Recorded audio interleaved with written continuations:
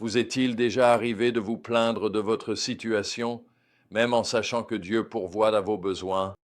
Aujourd'hui, nous allons explorer une période difficile de l'histoire d'Israël à travers le désert. Cette période nous enseigne des leçons profondes sur la gratitude, le leadership et les conséquences de nos attitudes.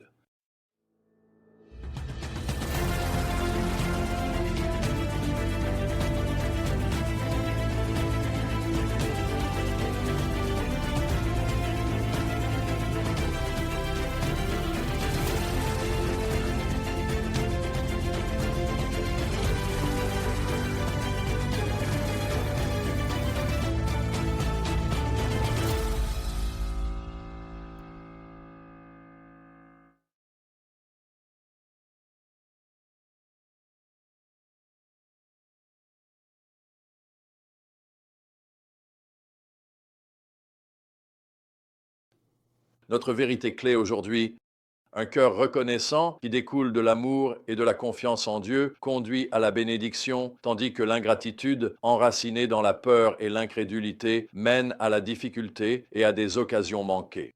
Nous allons plonger dans des passages des chapitres 11 et 12 du livre des Nombres qui décrivent une série de plaintes de la part des Israélites et même de la part des propres frères et sœurs de Moïse. Ces événements se passent lorsque les Israélites traversent le désert après avoir quitté le mont Sinaï. Le peuple commence à se plaindre de ses difficultés. Nombre 11, 1 nous dit, le peuple se plaignit de ses difficultés aux oreilles du Seigneur. Quand il les entendit, sa colère s'enflamma. Cela donne en quelque sorte le ton pour la suite, un cycle de plaintes, de colère divine et d'intercession de Moïse. Ensuite, nous voyons le peuple désirer la viande et se souvenir de la nourriture mangée en Égypte. Ils disent dans Nombre 11, 6, « Mais maintenant, nous n'avons plus d'appétit. Nous ne voyons jamais rien d'autre que cette manne. » Il est frappant de voir à quelle vitesse ils ont oublié leur esclavage et idéalisent leur passé en Égypte. La réponse de Dieu est à la fois une provision et une leçon. Il fournit des cailles en telle abondance que cela devient écœurant pour le peuple. Cela nous enseigne que satisfaire nos envies n'est pas toujours une bénédiction. Parfois, c'est une forme de discipline, mais les plaintes ne s'arrêtent pas au peuple. Même les propres frères et sœurs de Moïse, Myriam et Aaron, parlent contre lui à propos de la femme couchite. Cette attaque personnelle a dû être particulièrement douloureuse pour Moïse. Tout au long de ces passages, nous voyons constamment trois attitudes. Le manque de foi et de gratitude des Israélites, la colère de Dieu face à leur incrédulité, et l'amour, la compassion et l'humilité de Moïse. La façon dont Moïse répond à ces défis est vraiment remarquable. Nombre 12.3 nous dit « Or, Moïse était un homme très humble, plus humble que quiconque sur la surface de la terre. » Cette humilité est véritablement la clé de son leadership et de sa relation avec Dieu. Lorsque Myriam est frappée de la lèpre pour punition, Moïse ne se réjouit pas, ne dit pas « Je vous l'avais bien dit ». Au contraire, il crie à Dieu « S'il te plaît, Dieu, guéris-la ». C'est dans Nombre 12.13. C'est un exemple vraiment puissant de prière pour ceux qui nous ont fait du tort. Alors, que pouvons-nous retenir de tout cela? Voici quelques points clés. Premièrement, la gratitude est un choix.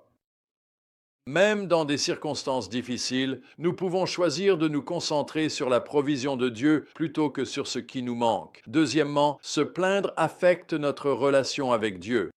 Cela démontre un manque de confiance en sa bonté et en sa provision. Troisièmement, l'humilité.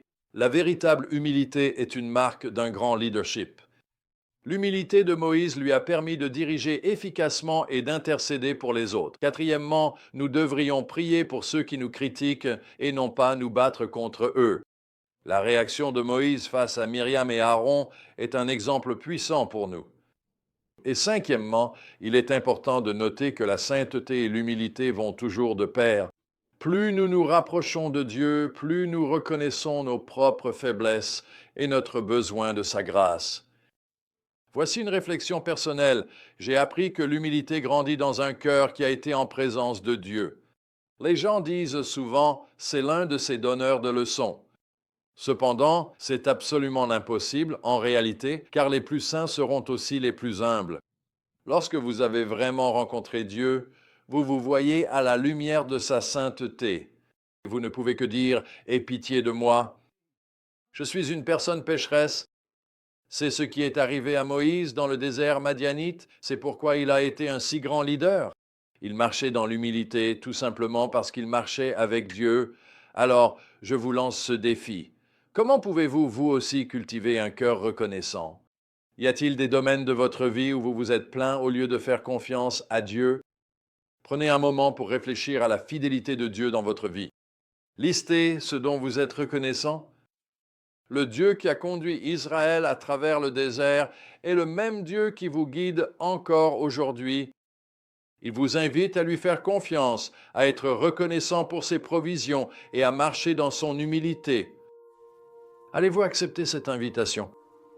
Alors que nous concluons, je vous encourage à réfléchir à ces questions. Comment répondre avec grâce et prière face à la critique ou à l'opposition? Qu'est-ce qui changerait si vous viviez vraiment chaque jour dans une humble gratitude pour la présence et la provision de Dieu dans votre vie? Vous ferez l'expérience profonde et enrichissante de la puissance de la gratitude ainsi que de l'espérance et de l'humilité en marchant au quotidien dans l'intimité avec Dieu.